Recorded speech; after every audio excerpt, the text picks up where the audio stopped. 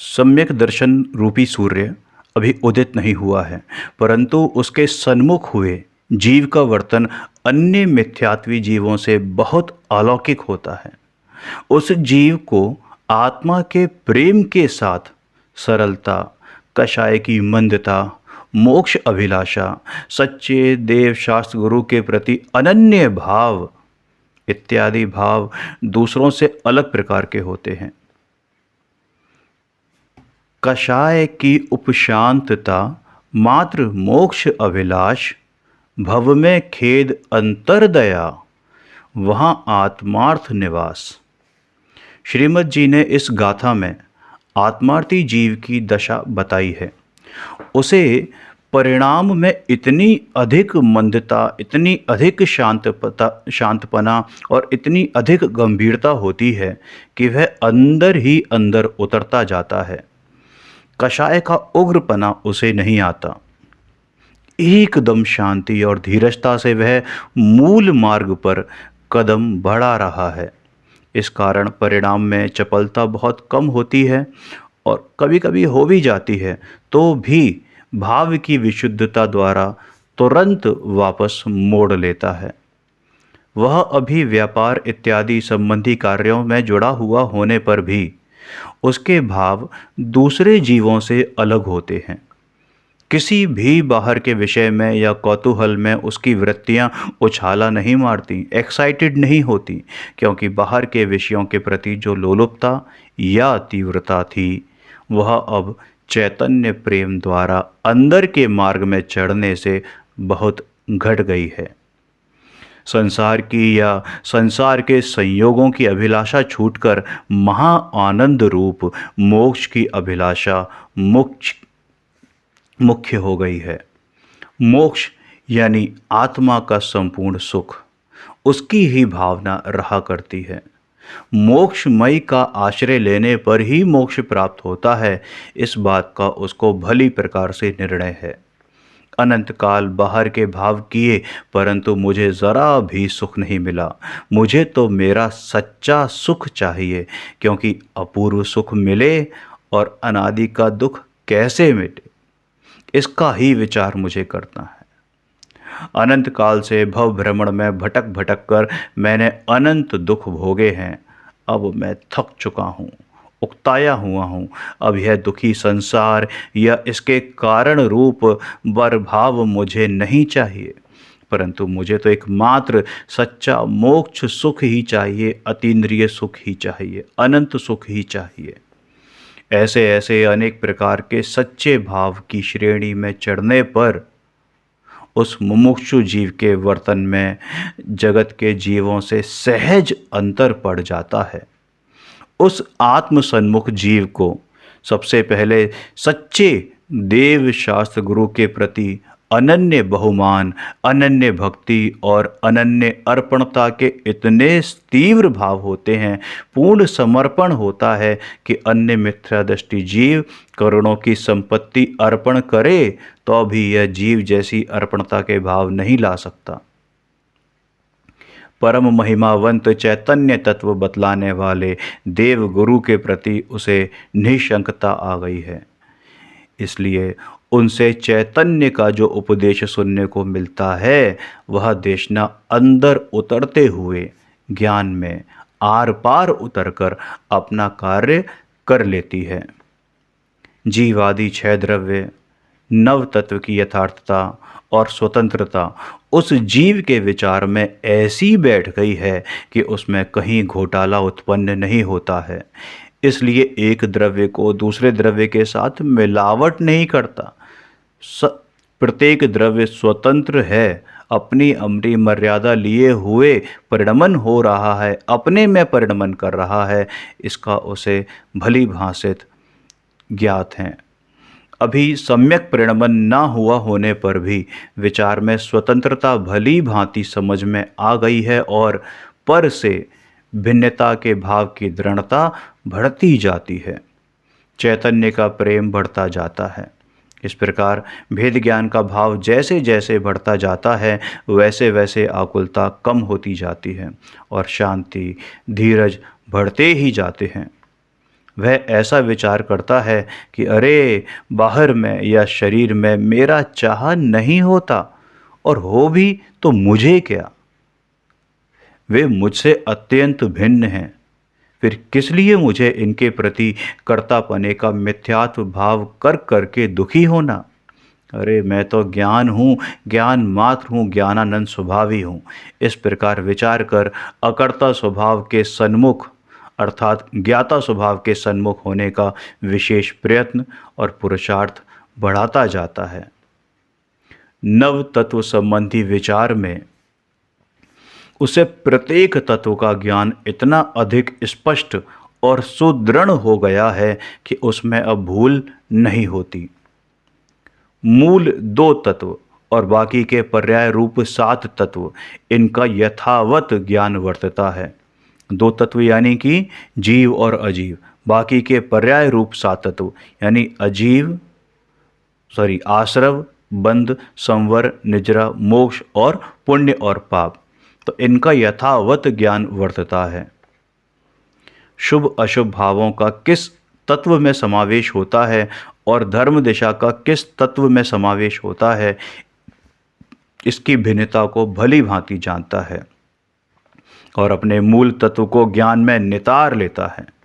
मैं स्वयं शुद्ध जीव तत्व उपादेय रूप कैसा हूँ, कितना महान हूँ, कैसा मेरा कार्य है, ऐसे अपने आत्मा संबंधी अनेक प्रकार के विचार में ज्ञान को विस्तरित करता है। और जैसे जैसे विचारधारा विस्तरित करता जाता है, वैसे वैसे ज्ञान की दृढ़ता बढ़ती जाती है और विकल्प की ओर का जोर टूटता जाता है तथा निर्णय में अस्थि रूप ज्ञान स्वभाव की ओर का जोर बढ़ता जाता है और अधिक से अधिक स्पष्ट भाव भाषण होता जाता है कि अहो, ऐसा चैतन्य तत्व मैं ही हूँ।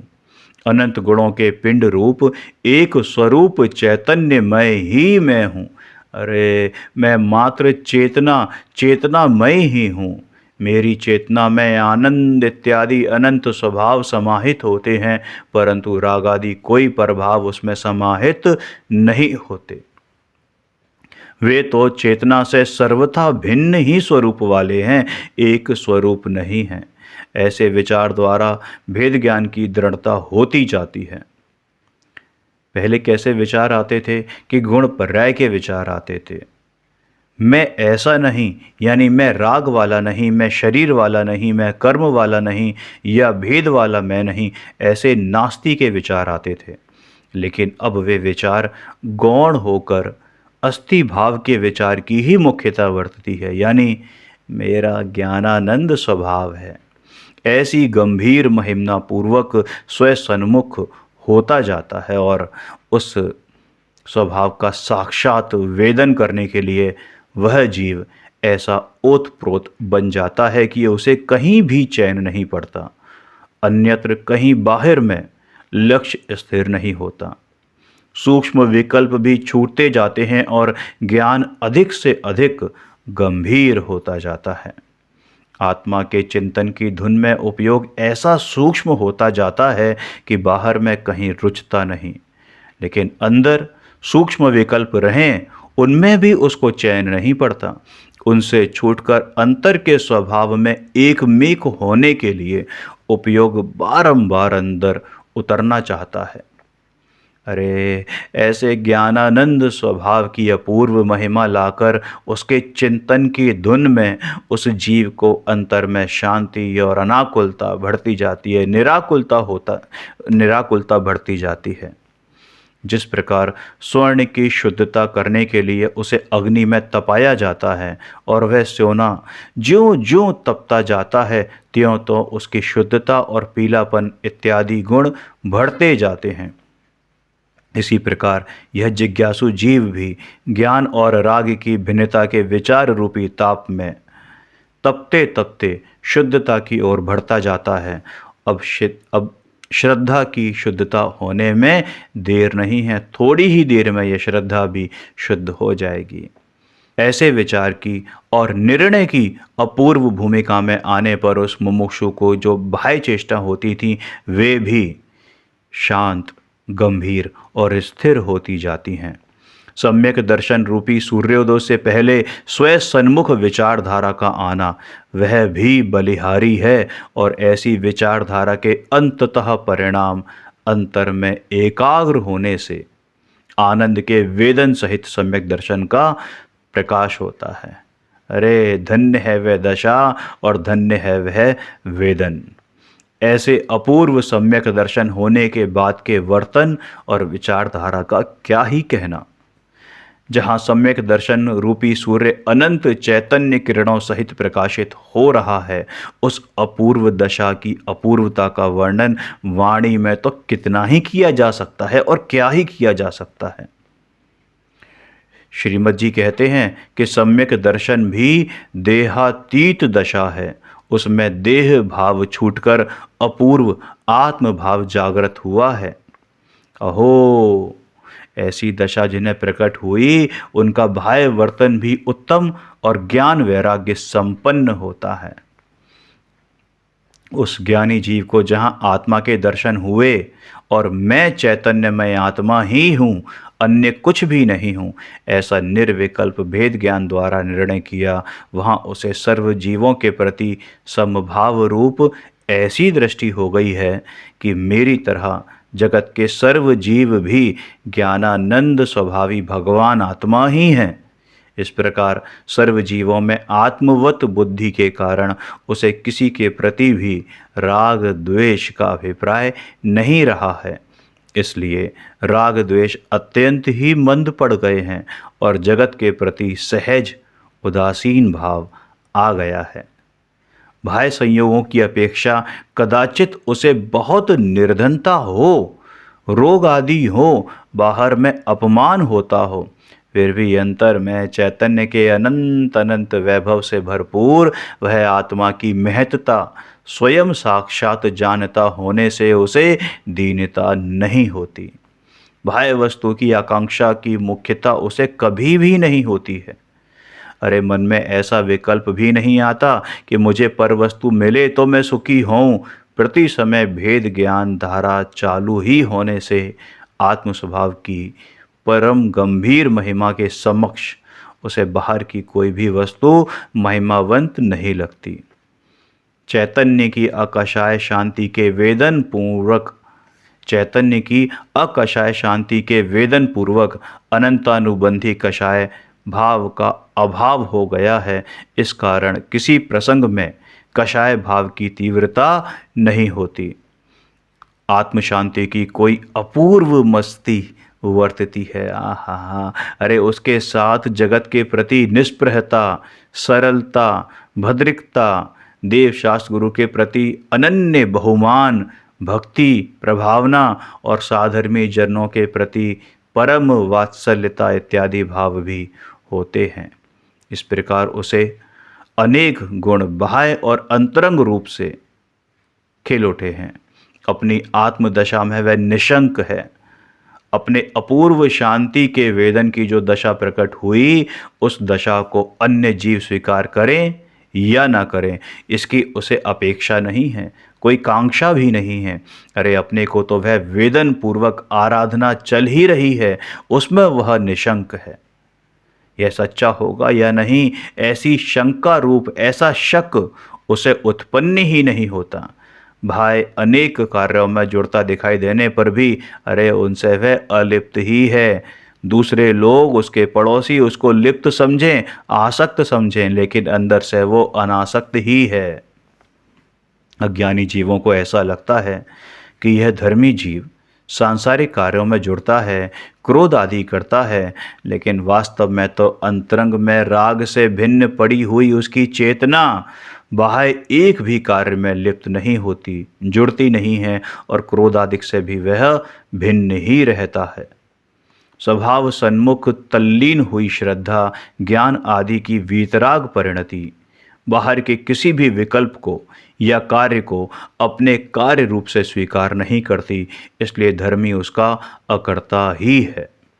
एक बार निर्विकल्प शुद्धोपयोगी होकर महा आनंद का जो अनुभव किया, पश्चात विकल्प में आने पर भी उस विकल्प से भिन्न ज्ञान आनंद की परिणति में वह जीव रम रहा है। ऐसा आनंद मैं अखंड आत्मा में ही हूँ, एक क्षण भी इसका विस्मरण नहीं होता। अरे भेद ज्ञान की अपूर्व कला खिल गई है। भले ज्ञानोपयोग बाहर हो, शुभ अशुभ परिणाम वर्तते हों, फिर भी स्वयं पर के विवेक पूर्वक भेद ज्ञान सदा ही वर्त रहा है, सदा ही चालू है। शुद्ध आत्म तत्व में एकत्व बुद्धि रूप निर्विकल्प श्रद्धा भी वर्तती ही है, और चैतन्य के वेदन का परम सुख, चैतन्य के वेदन का परम सुख भी आत्मा की अखंड आराधना में अभेद रूप से वर्त ही रहा है। ज्ञानी को ऐसी अद्भुत दशा सहित समस्त स्थिति होती है, और उसकी सर्व स्थितियों में जगत इष्ट नहीं आत्म से ऐसा भाव वर्तता है, क्योंकि जहाँ आत्मा में से आनंद रस की घूंट पी हो, अरे वहाँ जगत में कोई दूसरा इष्ट कहाँ से लगेगा।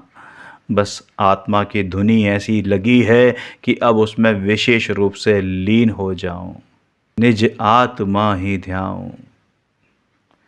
ऐसी ही भावना घुला करती है। शुभ अशुभ परिणाम में उपयोग जाता होने पर भी उससे पार ज्ञान दशा जिसे निरंतर वर्ता करती है, उन ज्ञानी के चरण में वंदन हो अगणित, वंदन हो अगणित। प्रभु, ये प्रभु का मार्ग शूरवीर का मार्ग है। देखो श्री गुरु क्या कहते हैं कि हे भव्य, हे भव्य, आत्मा का अनुभव करने के लिए सावधान होना, शूरवीर होना, जगत की प्रतिकूलता देखकर कायर मत होना, प्रतिकूलता के सामने नहीं देखना, शुद्ध आत्मा के आनंद के समक्ष देखना, शूरवीर होकर, उद्यमी होकर आनंद का अनुभव करना।